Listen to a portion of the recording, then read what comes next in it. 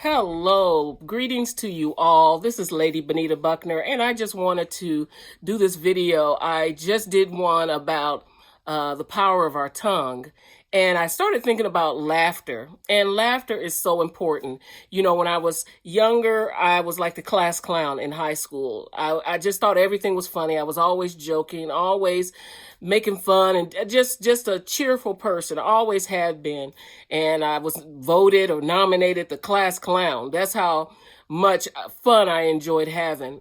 And then, you know, growing up in the church, we were at the church, seemed like all the time. There was always some kind of service, some kind of revival. We were always in church, and sometimes we just didn't want to be there, or had to be there for certain things. My mother would put us on program, and we had to sing, we had to do all these things. But I have to admit, some of my funniest issues or funniest things that happened were in church. One of the first things that happened that I can distinctly remember was one time my mother was doing this Christmas program, and she wanted me to sing "Oh Holy Night."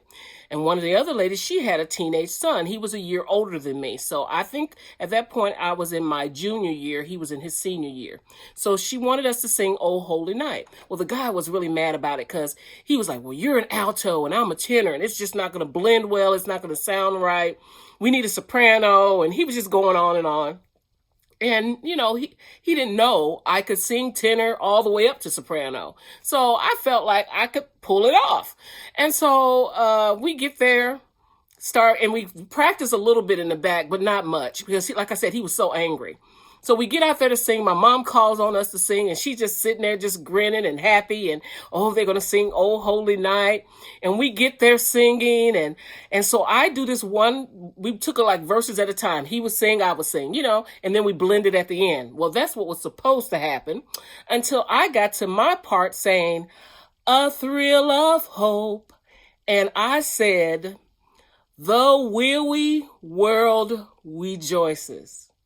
I said the weary world rejoices. Instead of saying the weary world rejoices, I sounded like Elmer Fudd's cousin. When I tell you it disrupted the whole thing, we started laughing. The song ended right there. It was to the point my mother said, "Sit down, go sit down right now." She was so upset. The whole church was laughing. We could not recover. And then I looked at her, and she was so upset because here she was thinking, you're singing this song, and she was just like rocking back and forth, and we were doing so good until we get to the weary world rejoices.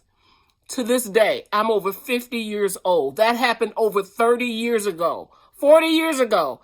I still cannot sing that song in public. I still, to this day, cannot sing that song for fear of saying the weary world rejoices. So the next time you all hear "Oh Holy Night," think of me. You're welcome.